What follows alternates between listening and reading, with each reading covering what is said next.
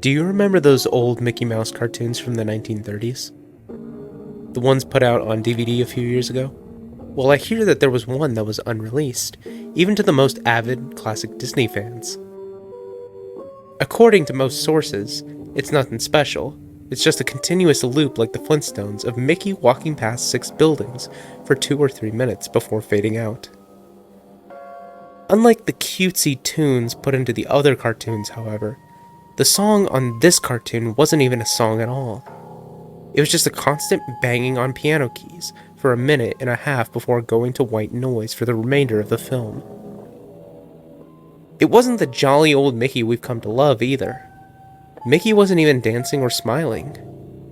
He was just kind of walking, as if you or I would walk, with his head tilted to the side as he kept this dismal look upon his face. Up until a year ago, everyone believed that after it cut to black, that was it. When Leonard Maltin was reviewing the cartoon to be put into the complete series, he decided that it was too junk to be included. However, he wanted to have a digital copy due to the fact that it was a creation of Walt's. When he had a digitized version on his computer, he noticed something. The cartoon was actually 9 minutes and 4 seconds long.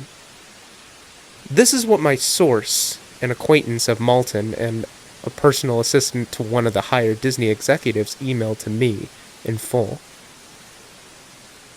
After it cut to black, it stayed like that until the 6th minute before going back to Mickey walking. The sound was different this time, though instead of the piano there was a murmuring. It wasn't actually like talking, but more like a gurgled cry. As the noise got more indistinguishable and loud over the next minute, the picture began to get strange. The sidewalk started to go in directions that seemed impossible based on how Mickey was walking. The dismal face of the mouse was slowly curling into a smirk, too. On the 7th minute, the murmur turned into a blood-curdling scream, and the picture was becoming more obscure. Colors were happening that shouldn't have even been possible at the time. Mickey's face began to fall apart, and his eyes were rolling to the bottom of his chin, and his curled smile pointing upward on the left side of his face. The buildings became rubble floating in midair, and the sidewalk was still impossibly navigating in warped directions. Mr. Maltin became disturbed and left the room, sending an employee to finish the video and take notes of everything happening up until the last second, and immediately store the disc of the cartoon into the vault afterward. The distorted screaming lasted until 8 minutes and a few seconds in, when it abruptly cuts to the Mickey Mouse face at the end of every video, with what sounded like an out-of-tune music box playing in the background. This happened until the last 30 seconds, but I haven't been able to find out what happened in those final seconds.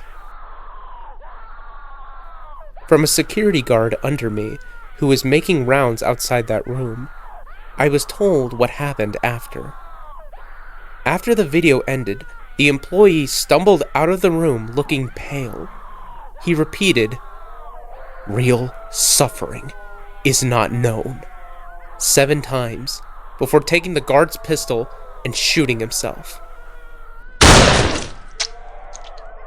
The only thing I could get out of Leonard Maltin was that the last frame was a piece of Russian text that roughly said, "The sights of hell bring its viewers back in." As far as I know, no one else has seen it. However, there have been dozens of attempts to get the file onto the internet by employees inside the studios, all of whom were promptly terminated of their jobs. Whether or not it got online is up for debate, but if rumors serve me right, it's online under the name SuicideMouse.avi. If you ever find a copy of it, I want you to never watch it.